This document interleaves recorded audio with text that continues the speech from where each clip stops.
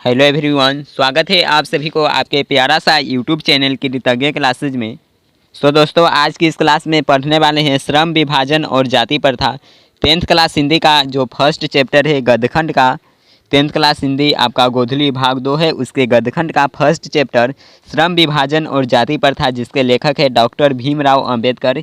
इसका लेखक परिचय करा दिया गया है। यदि आप पिछले वीडियोज़ को नहीं देखे होंगे तो आपको नीचे डिस्क्रिप्शन में लिंक मिल जाएगा, वहां से देख लीजिएगा। और यदि आप अभी तक 10th क्लास हिंदी के 2023 एग्ज़ाम के सिलेबस को नहीं समझे होंगे तो सिलेबस का वीडियो बना दिया गया है, आप सभी उसे ज़रूर देख लीजिएगा। और किस तरह से प्रिपरेशन करना है, क्या क्या पढ़ना है, जिससे कि आप 100% स्कोर कर पाएंगे, वह सभी उस वीडियो में बताया गया है। तो आप सभी उसे ज़रूर देख लीजिए। चलिए शुरू करते हैं।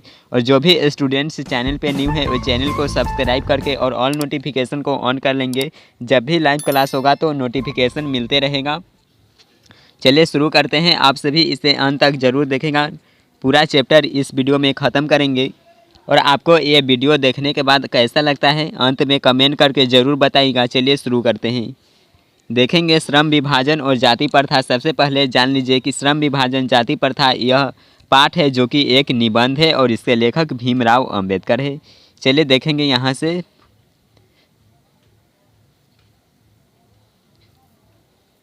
यह विडंबना की ही बात है कि इस युग में भी जातिवाद के पोषकों की कमी नहीं है। डॉक्टर भीमराव अंबेडकर बताते हैं जाति प्रथा के बारे में, जातिवाद के बारे में, तो यह विडंबना की ही बात है कि इस युग में भी जो जातिवाद है इसके पोषकों की कमी नहीं है, मतलब कि जातिवाद के समर्थन करने वाले लोगों की कमी नहीं है। यह एक विडंबना की बात है। इस जो इसके पोषक कई आधारों पर इसका समर्थन करती है। जो जातिवाद का पोषक है, जातिवाद को समर्थन करने वाले हैं, ये कई आधारों पर जातिवाद को समर्थन करते हैं। जैसे कि समर्थन का एक आधार यह कहा जाता है कि आधुनिक सभ्य समाज कार्य कुशलता के लिए श्रम विभाजन को आवश्यक मानता है। जो एक आधार है इसका यह है कि कार्य कुशलता के लिए श्रम विभाजन को आवश्यक मानता है। लोग है वो आधुनिक युग में सभ्य समाज की बात किया है तो कार्य कुशलता के लिए, मतलब कि जो उनके पेशा है वो कार्य करता है, इसके लिए श्रम विभाजन को आवश्यक मानता है। जैसे कि उनके कार्य के अनुसार पर, उनके जो श्रम है, मेहनत के आधार पर जो कार्य करते हैं, उनके आधार पर उन्हें जातिवाद, जाति प्रथा के अंतर्गत बांटा गया है। जैसे कि वह काम करता है कोई, तो उसके काम के आधार पर उसे जातवाद में विभक्त कर देना, इसी को बताया गया है। और चूंकि जाति प्रथा भी श्रम विभाजन का ही दूसरा रूप है, इसलिए इसमें कोई बुराई नहीं है। बताते हैं अभी के लोग हैं, उस समय की बात किया गया जब भीमराव अंबेडकर जी ने लिखे थे कि जो चूंकि जाति प्रथा है जो श्रम विभाजन का ही दूसरा रूप है, इसलिए इसमें कोई बुराई नहीं है। जो जाति प्रथा है किसका रूप है, तो श्रम विभाजन का रूप है, मतलब कि काम के आधार पर बांटा गया है, इसका ही एक रूप है और इसमें कोई भी बुराई नहीं है। इस तर्क के संबंध में पहली बात तो यह आपत्तिजनक है कि जाति प्रथा श्रम विभाजन के साथ साथ श्रमिक विभाजन का भी रूप लिया हुआ है। जैसे कि श्रम के काम के आधार पर तो विभक्त किया ही जाता है, बांटा ही जाता है, और यही विभाजन है जो कि श्रमिक विभाजन का रूप लिया गया है। मतलब कि कहा जाता है कि जो उनके पूर्वजों ने काम किए हैं वही काम करे, तो इसे श्रमिक विभाजन के रूप में बताया गया। तो ऐसा थोड़ी है जो काम उनके पूर्वज करते आए हैं, जो काम उनके दादा ने किए, पिता ने किए, वही काम उनका बच्चा भी करेगा। तो ये इसी को यहाँ पे बताया गया है। चलिए यहाँ तक आप सभी समझ गए होंगे। आगे देखिए, श्रम विभाजन निश्चय ही सभ्य समाज की आवश्यकता है। बताते हैं कि जो श्रम विभाजन है, काम के आधार पर इनका विभाजन है, वो निश्चय ही एकदम कन्फर्मेशन है कि सभ्य समाज, एक कुशल समाज के लिए आवश्यकता है। परंतु किसी भी सभ्य समाज में श्रम विभाजन की व्यवस्था श्रमिकों के विभिन्न वर्गों में अस्वाभाविक विभाजन नहीं करती है। भारत की जाति प्रथा की एक और विशेषता यह है कि यह श्रमिकों के अस्वाभाविक विभाजन ही नहीं बल्कि विभाजित वर्गों को एक दूसरे की अपेक्षा ऊंच नीच भी करार देती है। भारत की जाति प्रथा की बात किया गया तो यहाँ पे देखिए कोई बोलता है कि वो ऊंच जाति का लोग है, वो नीच जाति का लोग है। यही भीमराव अंबेडकर जी बताते हैं कि तो अस्वाभाविक विभाजन तो करते ही हैं, मतलब कि अस्वाभाविक विभाजन नहीं करती बल्कि विभाजित वर्गों को, जो अस्वाभाविक विभाजित वर्ग हैं उनको एक दूसरे को अपेक्षा जो कि ऊंच नीच भी करार देती है। बताता है कि वो ऊंच जाति का व्यक्ति है, वो नीच जाति का है, यही बताया गया है। चलिए आगे देखेंगे। और आप सभी वीडियो को लाइक और शेयर कर दीजिए। चलिए आगे देखिए, जो कि विश्व के किसी भी समाज में नहीं पाया जाता। जो भारत की जो बात किया गया है, ऊंच नीच का बात, श्रम विभाजन का बात, यह विश्व के किसी भी अदर देश की बात कीजिएगा तो वहाँ पे ये नहीं पाया जाता है। जाति प्रथा को यदि श्रम विभाजन मान लिया जाए तो यह स्वाभाविक विभाजन नहीं है। बताते हैं कि जो जाति प्रथा है, जाति के अनुसार इनका जो प्रथा है, जात के अनुसार जो कार्य करते आया है पूर्वजों से, इनको यदि श्रम विभाजन का रूप मान लिया है, काम के आधार पर उसके हिसाब से बांटा जाए, माने कि पूर्वजों से वह है जो कि एक ही काम करते आया है और उसी के हिसाब पर, मतलब कि उनके जो पेशा है, श्रम है, मेहनत है, उसी के आधार पर इन्हें विभाजित किया जाता है। तो यह एक स्वाभाविक विभाजन नहीं है, ये भीमराव अम्बेडकर जी बताते हैं, क्योंकि यह मनुष्य की रुचि पर आधारित नहीं है। बताते हैं कि जो जाति प्रथा की बात किया है, श्रम विभाजन जो उनके पूर्वजों काम करते आए हैं, ये थोड़ी ही रुचि है कि देखिए, जाति प्रथा को बताते कि श्रम विभाजन मतलब कि उनके पूर्वजों ने जो काम करते आए वही काम करते आए। क्या मनुष्य की रुचि रहेगा कि जो काम जो हमारे पूर्वजों करते आए वही काम हम करते हैं? ऐसा तो नहीं है। जो भी उनको मन में आएगा, जो होगा तो काम करेंगे, तो ऐसा थोड़ी जो पूर्वजों काम किए वही काम करेंगे, यही यहाँ पे बताया गया है। कुशल व्यक्ति या सक्षम श्रमिक समाज का निर्माण करने के लिए यह आवश्यक है कि हम व्यक्तियों की क्षमता इस सीमा तक विकसित करें जिससे वह अपने पेशा या कार्य का चुनाव स्वयं कर सकते। बताते हैं कि जो कुशल व्यक्ति है या सक्षम श्रमिक है, समाज का निर्माण करने के लिए, एक अच्छे समाज के निर्माण के लिए किन्हें, जो अपने आने वाली पीढ़ी है उनको अच्छी तरह से शिक्षा दीक्षा दे, जो कि वो अपने मानसिक रूप से सोच कर सके और अपना जो पेशा है, अपना उसे क्या करना चाहिए, क्या करना है, वो खुद डिसीजन ले सके, खुद ही अपने काम का चुनाव कर सके।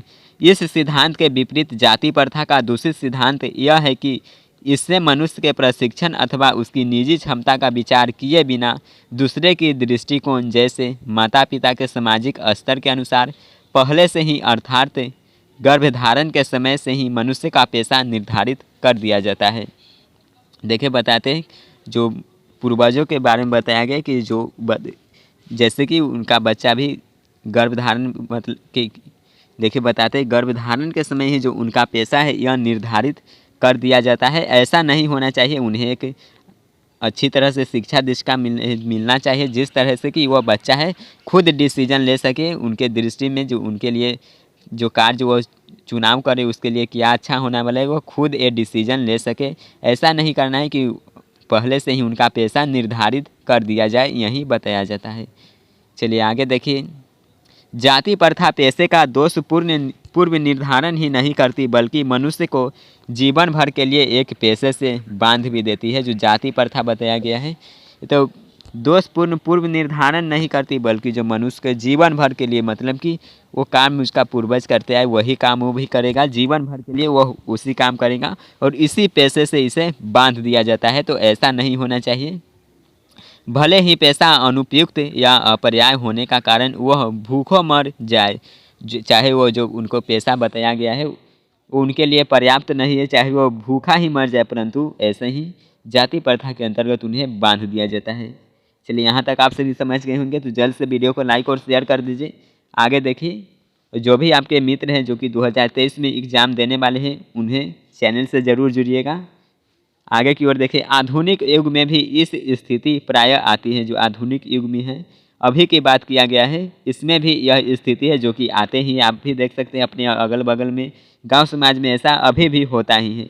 क्योंकि उद्योग धंधों की प्रक्रिया व तकनीक में निरंतर विकास और कभी कभी अकस्मात परिवर्तन हो जाता है, मतलब कि एकाएक परिवर्तन हो जाता है। अकस्मात का मतलब जिसके कारण मनुष्य को अपना पेशा बदलने की आवश्यकता पड़ सकती है। जैसे कि अचानक से उन्हें कोई मुसीबत है, चाहे कि वो कार्य वो नहीं कर सकता है, तो उस अपना पेशा को चेंज तो करेगा ही, क्यों नहीं करेगा, यही बताते हैं। और यदि प्रतिकूल परिस्थितियों में भी मनुष्य को अपना पेशा बदलने की स्वतंत्रता न हो तो इसके लिए भूखों मरने के अलावा क्या चारा रह जाता है। जैसे कि देखिए, उनके पास मजबूरी है कि वह कार्य नहीं करेगा, लेकिन उनके पास है कि वह पेशा चेंज नहीं कर सकता है। जब भी कार्य करेगा तो वही कार्य करे। जैसे कि मान लीजिए कि एक घर बनाने वाले मिस्त्री है और उन्हें कोई भी प्रॉब्लम हो, जैसे कि उनसे वो काम नहीं हो, चाहे कोई भी आप प्रॉब्लम मान सकते हैं, लेकिन उनका पेशा निर्धारित है कि जब भी वो काम करेगा तो मकान बनाने का ही, घर बनाने का ही काम करेगा। इसके अलावा वह कार्य नहीं कर सकता। तो जब वह कार्य नहीं करेगा तो क्या भूखे ही न मरेगा? तो यही बताते हैं अम्बेडकर जी। आई होप यहाँ तक समझ गए होंगे। चलिए आगे की ओर देखिए। अरे यार तुम कहाँ से बीच में डिस्टर्ब कर लिया था।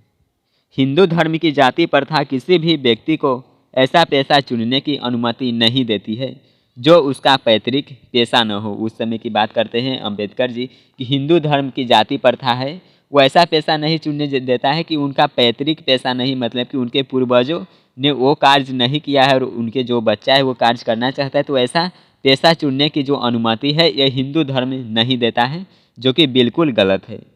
भले ही वह उसमें परंपरागत हो। मान लीजिए कि आप एक स्टूडेंट हो और आप बच्चे को पढ़ाने में आपका शौक़ है कि अभी से हम मुफ्त में अपने अगल बगल के लड़के को, छोटे को है जो कि मुफ्त में शिक्षा दे, मगर आपका यह पैतृक पेशा नहीं है, आपके पूर्वजों ने ऐसा नहीं किया है, तो आपको है जो कि ऐसा करने की अनुमति नहीं दिया जाता है, जो कि उस समय की बात बताया गया है जिस समय अम्बेडकर जी ने लिखे हैं। इस प्रकार पेशा परिवर्तन की अनुमति न देकर जाति प्रथा भारत में बेरोजगारी का एक प्रमुख व प्रत्यक्ष कारण बनी हुई है।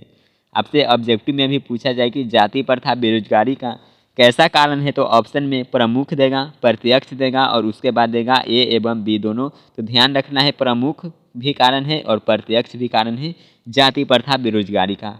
आगे की ओर देखिए। इस प्रकार हम देखते हैं कि श्रम विभाजन की दृष्टि से भी जाति प्रथा गंभीर दोषों से युक्त है। जाति प्रथा का श्रम विभाजन मनुष्य की स्वेच्छा पर निर्भर नहीं रहता। चलिए आप सभी लाइव चैट में बता दीजिए, जो जाति प्रथा का श्रम विभाजन मनुष्य की कौन चीज़ पर निर्भर नहीं करता? क्या उनकी अपनी इच्छा पर निर्भर करता है? तो बिल्कुल नहीं करता है। मनुष्य की व्यक्तिगत भावना तथा व्यक्तिगत रुचि का इसमें कोई स्थान अथवा महत्व नहीं रहता है। जो उनकी जाति प्रथा है श्रम के अनुसार से बांटना, बिल्कुल मनुष्य की उनकी जो रुचि है, व्यक्तिगत रुचि, इसमें कोई भी अपना स्थान है जो कि श्रम विभाजन का नहीं रहता है। इस आधार पर हमें यह स्वीकार करना पड़ेगा कि आज के उद्योगों में गरीबी और उत्पीड़न इतनी बड़ी समस्या नहीं जितनी यह है कि बहुत से लोग निर्धारित कार्य को और रुचि के साथ केवल व्यवस्थापूर्वक करते हैं। बताते हैं अम्बेडकर जी की अभी की समाज की बात करें तो अभी और गरीबी और उत्पीड़न इतनी बड़ी समस्या नहीं है जितना कि यह समस्या है कि जो उनकी कार्य वह कर रहा है वो व्यवस्था से उसी कार्य में लगा हुआ है और उनके अभिरुचि के अनुसार, मतलब कि रुचि के अनुसार नहीं है और उस कार्य में वह व्यवस्था से लगी हुई है। यह गरीबी और उत्पीड़न से भी ऐसी संख्या है जो कि अधिक है। ऐसी स्थिति स्वभावतः मनुष्य को दुर्भावना से ग्रस्त रहकर टालू काम करने और कम काम करने के लिए प्रेरित करती है। आगे की ओर देखेंगे। ऐसी स्थिति में जहां काम करने वालों का न दिल लगता हो न दिमाग, कोई कुशलता कैसे प्राप्त की जा सकती है? अतः यह निर्विवाद रूप से सिद्ध हो जाता है कि आर्थिक पहलू से भी जाति प्रथा हानिकारक प्रथा है। चलिए आप सभी लाइव चैट में बताइएगा, जो आर्थिक पहलू से जाति प्रथा है क्या यह लाभदायक प्रथा है या हानिकारक प्रथा है? जल्द से लाइव चैट में जो स्टूडेंट्स लाइव देख रहे होंगे वो लाइव चैट में लिख देंगे और वीडियो बाद में देख रहे हैं तो कमेंट बॉक्स में लिखिएगा जो जाति प्रथा है यह आर्थिक पहलू से हानिकारक है या लाभदायक है, क्या है यह? चलिए जल्द से आप सभी लाइव चैट में लिख देंगे। आगे देखते हैं। क्योंकि यह मनुष्य की स्वाभाविकता, प्रेरणा, रुचि व आत्मशक्ति को दबाकर उन्हें अस्वाभाविक नियमों में जकड़ कर निष्क्रिय बना देती है। जाति प्रथा है जो मनुष्य की प्रेरणा से तो अलग ले ही जाता है, उनका अस्वाभाविक नियम वही काम करना है, ज़बरदस्ती उनके जंजीरों से बांध दिया जाता है और अगले काम के लिए उन्हें निष्क्रिय कर दिया जाता है कि नहीं, जब भी तुम करोगे तो यही करना है क्योंकि यह तुम्हारा है, यह पीढ़ी दर पीढ़ी चलते आ रहा है, परंपरा से है, ये बताते हैं। अब मैं समस्या के रचनात्मक पहलू को लेता हूँ। अम्बेडकर जी यहाँ पे अब बताते हैं कि अब मैं समस्या के रचनात्मक पहलू की ओर चलिए बढ़ते हैं। मेरे द्वारा जाति प्रथा की आलोचना सुनकर आप लोग मुझसे यह प्रश्न पूछना चाहेंगे कि यदि मैं जातियों के विरुद्ध हूँ तो फिर मेरी दृष्टि से आदर्श समाज क्या है? अम्बेडकर जी खुद से बोलते हैं कि अभी आप लोगों ने पीछे जो पढ़ा आपके भी मन में ये प्रश्न उठ रहा होगा कि जो अम्बेडकर जी थे वो जाति प्रथा के नियमों के विरुद्ध आखिरकार क्यों है? तो ये अम्बेडकर जी खुद से प्रश्न करते हैं और इसका उत्तर चलिए आगे इस वीडियो में देखते हैं। आप भी सोचे होंगे कि अम्बेडकर जी ऐसा जाति प्रथा के विरुद्ध क्यों बोलते हैं, तो चलिए इसी पर बात करते हैं। अम्बेडकर जी खुद से प्रश्न करते हैं और उत्तर बताते हैं। मेरा उत्तर होगा कि मेरा आदर्श समाज स्वतंत्रता, समता, भ्रातृत्व पर आधारित होगा।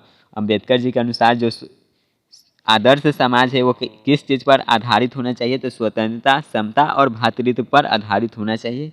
क्या यह ठीक नहीं है? बिल्कुल सही है। अम्बेडकर जी पूछते हैं कि क्या यह ठीक नहीं है? भ्रातृत्व अर्थात भाईचारे में किसी को आपत्ति हो सकती है। किसी भी आदर्श समाज में इतनी गतिशीलता होनी चाहिए जिससे कोई भी वांछित परिवर्तन समाज के एक छोर से दूसरे छोर तक संचारित हो सके। ऐसे समाज के बहुविध हितों में सबका भाग लेना चाहिए तथा सबको उनकी रक्षा के प्रति सजग रहना चाहिए। आगे देखिए आगे। सामाजिक जीवन में अबाध संपर्क के अनेक साधन व अवसर उपलब्ध रहने चाहिए। तात्पर्य यह है कि दूध पानी के मिश्रण की तरह भाईचारे का यही वास्तविक रूप है और इसी का दूसरा नाम लोकतंत्र है। चलिए यहाँ से ऑब्जेक्टिव में पूछा है कि अम्बेडकर जी के अनुसार भाईचारे का रिश्ता कैसा रहना चाहिए, तो दूध पानी की मिश्रण की तरह याद रखना है। आगे की ओर देखेंगे। अरे यार ये डिस्टर्ब करने चला था। ओह कहाँ से तुम चले आते हो? अरे यार माइंड ख़राब कर दिया। क्या हो गया इसको यार, बीच में क्लास में डिस्टर्ब करने चले आता है। और चलिए आगे देखिएगा। यहाँ से कहाँ तक हम लोग देख लिए थे? भ्रातृत्व तथा भाईचारे को आपत्ति हो सकती है। किसी भी आदर्श समाज में इतनी गतिशीलता होनी चाहिए जिससे कि वह वांछित परिवर्तन समाज के एक छोर से दूसरे छोर तक संचारित हो सके। ऐसे समाज के बहुविध हितों में सबका भाग होना चाहिए तथा सबको उनकी रक्षा के प्रति सजग रहना चाहिए। बिल्कुल यही रहना चाहिए जो कि अभी बताया जाता है। सामाजिक जीवन में अबाध संपर्क के अनेक साधन व अवसर, यहाँ पे देखिए अवसर उपलब्ध रहने चाहिए। तात्पर्य यह है कि दूध पानी के मिश्रण की तरह भाईचारे का यही वास्तविक रूप है और इसी का दूसरा नाम लोकतंत्र है। यहाँ तक तो पहले देख ही लिए थे। क्योंकि लोकतंत्र केवल शासन की एक पद्धति ही नहीं, लोकतंत्र मूलतः सामूहिक जीवनचर्या की एक रीति तथा समाज के सम्मिलित अनुभवों के आदान प्रदान का नाम है। लोकतंत्र यहाँ पे देख लीजिए कि लोकतंत्र यह क्या है, तो सामूहिक जो जीवनचर्या है, इनकी रीति रिवाज, समाज के द्वारा सम्मिलित अनुभवों, इनका आदान प्रदान है। इसमें यह आवश्यक है कि अपने साथियों के प्रति श्रद्धा व सम्मान का भाव हो। तो यहाँ पर यह जो चैप्टर है यह समाप्त होता है। आई होप आप सभी अच्छी तरह से समझ गए होंगे। आपको किसी भी तरह का डाउट है तो नीचे कमेंट करके ज़रूर पूछिएगा। और आज का ये क्लास आपको कैसा लगा कमेंट करके ज़रूर बताइए। इसका क्वेश्चन आंसर नेक्स्ट वीडियो में करेंगे और वीडियो को लाइक और शेयर कर दीजिए। इस वीडियो में इतना ही। Bye everyone.